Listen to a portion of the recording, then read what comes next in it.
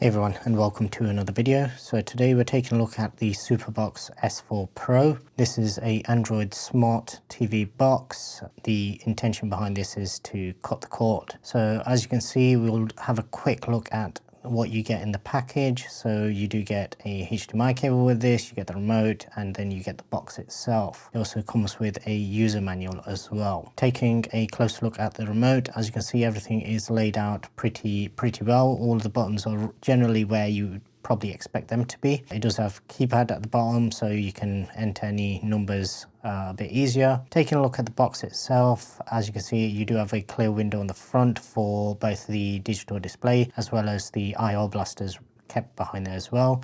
On the left hand side of the box there's just venting, and on the right hand side you've got a few ports. So you do have two USB ports, a reset button and a memory card slot as well. You do also have some additional venting on that side as well. And then taking a look at the back, furthest from the left, you have the DC port, the IR port, the AV port, HDMI port, you have a Ethernet port, and then you have your optical out for your audio. Here's another look at the back, and obviously you do also have those two antennas built in as well, which you can use for Wi-Fi.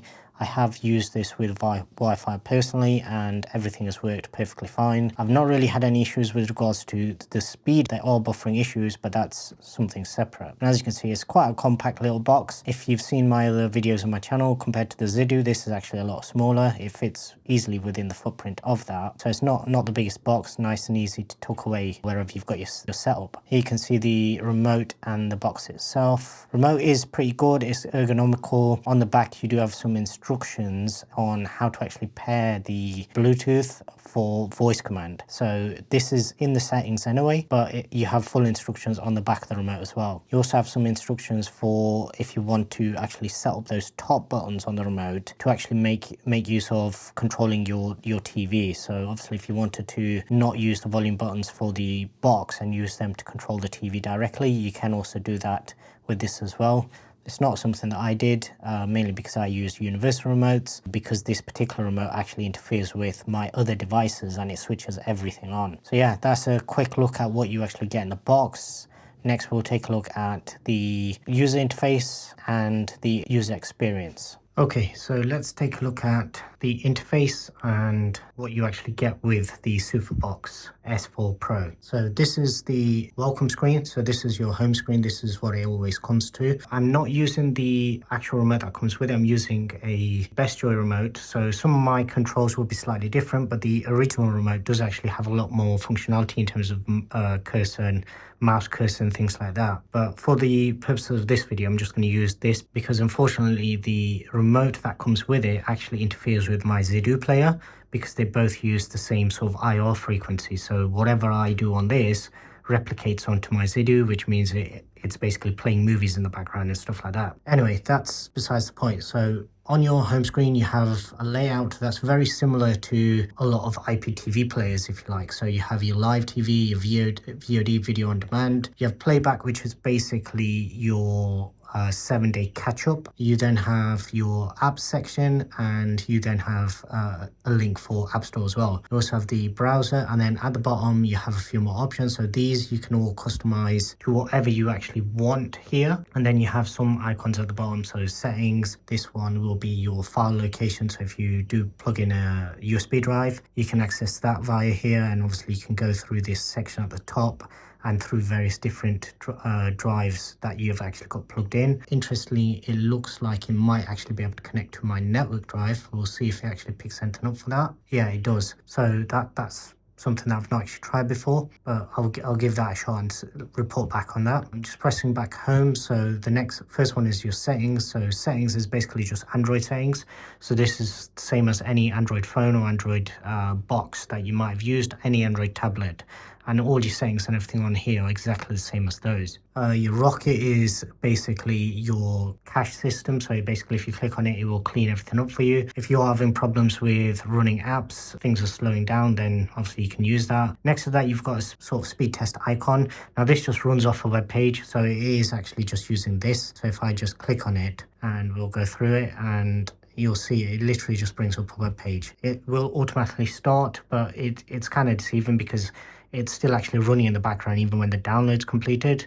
at the moment is running off Wi-Fi. It does have an Ethernet port, but for everything that I've used it for, even on my Wi-Fi, the speed's still been good enough. Next to that, you have the bin icon. So this is if you want to get rid of any of the installed apps. I'll show you the app section in a second. Next to that is your microphone. So if you did want to use voice prompts, you can enable that from here. You then have your function buttons, which is, as I say, this is intended for your main remote. You can program it into third-party remotes, but basically I've just not felt the need to do that. And then the final one is basically your help. So if you have any issues with it, you can contact the actual customer service via either one of these methods. All of these, essentially, you can just program to do whatever you want. So you can come in here and initially all you'll have is add, and then you just click on that and you can add whatever apps you want in these particular sections. Now, I find that kind of cumbersome because each one of these, you're basically clicking twice, whereas you could save the same app here and just click a single time and it'll actually go in. I will show you the app in a second. I just wanted to run through everything first. So in terms of App Store, same thing again. It's you literally just choosing which one you want to actually click, and it does actually come with 2 app stores. So now we'll come into the apps, and here you can see all of the ones that I've actually installed. So you do have Play Store, which I did try logging into, but I was unable to do so for whatever reason, despite me using the same details on my phone to log in via web page, and it worked fine. Whenever I tried it on this box, for whatever reason, it's not having it. That probably relates to another issue, which is you have Downloader, you have APK Store, APK Pure, or APK stores. Basically, you can install third-party APKs, but for whatever reason, I've been unable to do so. The only way I've actually been able to install anything on this box is via their App Store, which is the one that's built into the box, and that is this blue icon. So when you click on that, it will load up a little extra window, and you can go through here and you can see all the apps that you have access to, and you can basically install from here. Now, a lot of these are just normal sort of third-party apps. So if we go to Disney, for example, you still have to log in through your normal Disney account. You're not getting Disney for free or anything here. And it's the same with the Netflix and the YouTube and things like that as well. None of this is sort of cracked versions. You are still having to log in with the official accounts. Now, the main apps that you're going to want to install are these 3 here. These are the ones that actually come with this particular app store: Blue VOD, Blue TV, and the playback. And they are what you put into these ones. So Live TV, VOD, and then the playback one. So Live TV, you actually have 2 on this particular box. You have the Blue TV, and then you have a backup as well. Same thing, you can install it from that same app store section. And then same for VOD. So you got Blue VOD, and then if you go to playback, you have the playback one. So what I'll do is I'll just briefly show you. I will blur out any images or videos or anything that starts playing, so then we don't get any copyright strikes. So coming in, as you can see, it does load relatively quickly. Bearing in mind this is still over Wi-Fi, so it loads pretty quickly. And then if we just come all the way up, you'll see on all you have 1,421 channels in total. So these are the various sections that you can come through, and this is mainly for American market. Really, it's more intended for NBA, NFL, all those kind of things. It does have UK channels in amongst those 1421. You do have a lot of UK channels, and you'll have the UK sports channels, but what this won't cater to is anything like 3 p.m. kickoffs or anything where you have specialized folders or anything set up specifically for certain sports. This is basically just cable TV, 1,400 channels. And as I say, it's mainly for the American market that are going to actually benefit from that particular section. Now, coming to the VOD, so as I say, I just use the links at the bottom because you're clicking once rather than twice. Once again, as you can see, it loads up pretty quickly. And this is the interface that you got. So you've got it separated into movies, TV series, you've got the newest, and then you've got a recommended section. The recommended section will probably cater to once you actually have some history. I've not actually played anything back on this, so it's not really going to customize it for me. Now, coming in, you can click on movies, and you can come down and you can go through the top and separate the genres that you want and everything. One thing I don't like is it doesn't give you any type of, even though you've got a filter, it doesn't give you any option to sort. So, for example, when I search my movies off my NAS drive, for example, I'll normally sort them in either name order or by the IMDb rating. This doesn't give me that option, so the only thing you can do is literally separate via genre, or you go in and filter via the means at the bottom here. So you've got country where it's made, the date, so whichever year it was produced, or the genres once again. For me, this it's not a very good interface. I mean, if what you're looking for is on the first few pages, then yeah, that's okay. But for me, this whole way of how they've sorted it is not very good. The second thing is the quality of what these actually play back at. It's so random. So sometimes you'll click on a movie and it'll literally play back in 480p, and then you'll click on something else and it might just be 1080p. Just whilst we're talking about resolutions, the box itself is advertised as being 4K. Now, for me, what that means is it's able to decode 4K. Well, it says 6K, but basically it can decode up to 4K. It's not playing back in 4K. The box doesn't output at 4K even when you actually go in and set it. So if I come into settings and we come into device preferences and I come down to display and then we come down to the top one, you can see I've got it set to, I didn't actually set it to that one. I did actually set it to 4K 60, but for whatever reason it keeps jumping and changing. So if I set that to 4K 60, it's still not going to be actually outputting at 4K 60. It'll probably be 1080 60 and then just sort of making it look like it's upscaling. For me, I've played stuff back on this and I've compared it against other devices and it does not look like 4K to me. And other people have actually done videos that actually show using I think the app is Ada64, and that actually proves that the box, it's probably decoding 4K, but it's not actually outputting at 4K. It only outputs at 1080p, whatever resolution that you actually choose. The movies section, as I say, the quality of the movies varies so much and it's just so random. So it might be older movies that are actually playing back in 480p, and something that's only just come out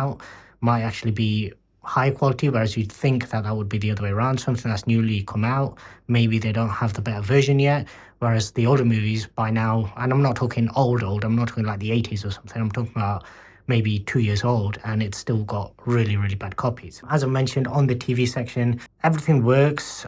For me, it's just not encompassing enough for it to cover anyone outside of the US, essentially. So if you're interested in US sports, yeah, this is the one for you. But if you're interested in anything outside of that, probably not the one. The playback, I've had issues with this because it doesn't actually list all of those 1400 channels. So as you can see, it's got a certain section of channels here, but it doesn't actually list everything. I would have thought if they've got those 1400 channels, you should then also have the 1400 channels worth of backups as well. Obviously not all of them, because as you saw at the top, some of them pay-per-view. So if there's no pay-per-view events, then you're not going to have any channels there or any content there, but it's still not got the same amount of channels. Yeah, overall, the box itself, for what it does, it works perfectly fine in terms of what's included. The issues that I have had and I raised with the person that actually sent me the box was regarding the app stores, regarding the lack of additional channels, and I've not been able to test this for gaming. For me personally, I think this box is